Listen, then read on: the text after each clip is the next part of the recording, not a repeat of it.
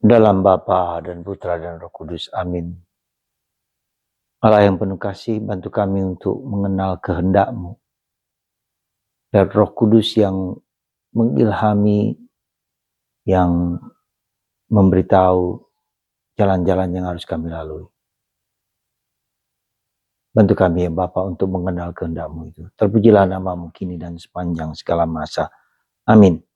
Para saudara, kitab para rasul, ya, kisah para rasul, itu bicara tentang banyak sekali tentang karya Roh Kudus.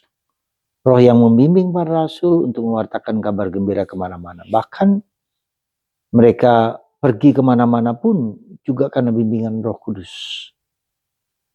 Dan saya kira ini suatu perintah juga untuk kita. Supaya kita juga belajar mendengar apa yang Tuhan kehendaki.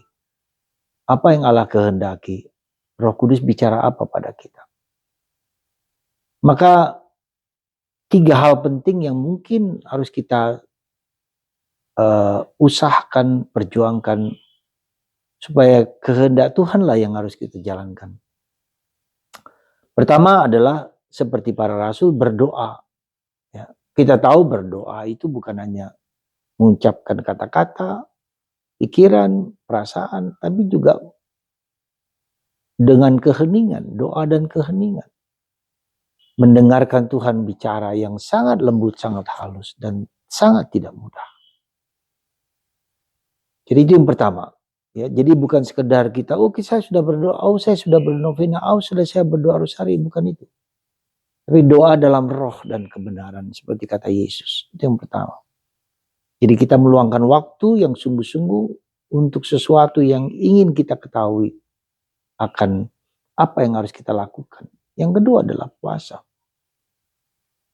Maaf kata, mungkin kita sebagai orang Katolik seringkali menyepelekan soal puasa ini. Kita dalam tanda petik mengejek orang Islam yang berpuasa dengan sangat ketat, tetapi kita juga puasa kita puasa yang sangat lembek dalam arti tertentu.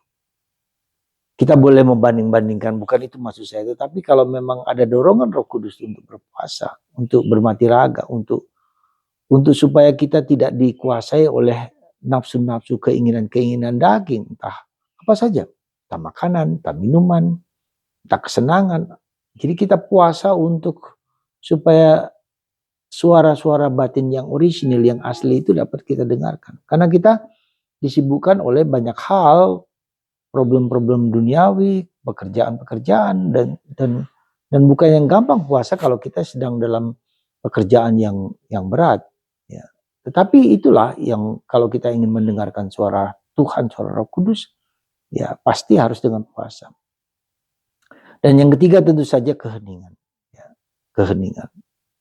Belajar mencari waktu hening sunyi ya bersama Tuhan dalam ketidakhirup-pikukan pikiran dan perasaan. Ya, lebih kepada kesunyian batin, lebih kepada keheningan batin dan pikiran yang tidak melanglang buana ke sana kemari.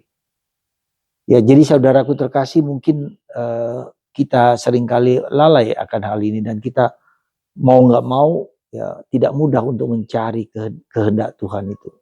Beberapa waktu lalu anak seorang pendeta terkenal yang sedang menghadapi kasus yang mengatakan bahwa saya diperintahkan Tuhan untuk ini. Segampang itu Tuhan memerintahkan seseorang hanya karena soal uang. Kirimkan uang ke nomor rekening bla bla bla bla bla. Dan saya doakan dan Tuhan akan memberikan rahmat dan berkat kepada Anda semua. Bukan segampang itu, bukan semudah itu. Ya, tapi kita berusaha untuk meluangkan sungguh-sungguh waktu keseriusan kita untuk mengenal kehendak Tuhan ya dalam hal-hal yang harus kita lakukan dalam kehidupan kita sehari-hari. Ada hal-hal penting yang memang kita butuhkan supaya kita bisa berkomunikasi, berdialog dan mengerti Tuhan mengendaki apa atas pilihan hidup kita itu. Saudara, itulah cara kita untuk mengerti apa yang Tuhan kehendaki dalam diri kita. Biasanya kita mengerti kehendak Tuhan setelah post factum, setelah kejadian-kejadian tersebut kita refleksi, kita merenungkan, oh maksud Tuhan begini dan saya salah menafsirkan atau saya memang sungguh-sungguh benar menafsirkan dan seterusnya.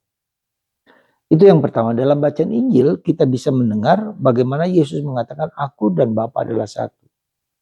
Ya, apa yang kukatakan, apa yang kulakukan itu karena kehendak Bapa. Karena Bapa menginginkan aku berbuat seperti itu. Dan itulah yang dilakukan Yesus. Dalam kesatuan dengan Bapa, dia mau menjalankan apa yang Tuhan Bapa kehendaki dalam diriku. Nah, itulah saudaraku, seorang yang sungguh-sungguh hanya menjalankan apa yang menjadi kehendak Bapa, bukan kehendaknya sendiri, tapi kehendak Bapa. Maka mari saudaraku, kita berprinsip dan mencoba untuk sungguh-sungguh mencari kehendak Tuhan sebaik dan sebisa mungkin. Karena itulah yang menjadi hiburan kita, yang menjadi jalan yang benar. Kita tidak menipu diri dengan hal-hal yang nampaknya seolah-olah dari Tuhan, tetapi bukan dari Tuhan. Dan itu kita bisa lihat dari buah-buahnya. Ketika orang memperkaya diri dengan menjadi seorang pemimpin agama, itu bisa terjadi.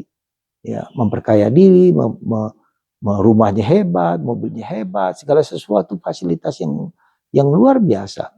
Ya hanya untuk mencari kesenangan diri sendiri lewat keagamaan, lewat kata-kata kita, lewat sabda kita.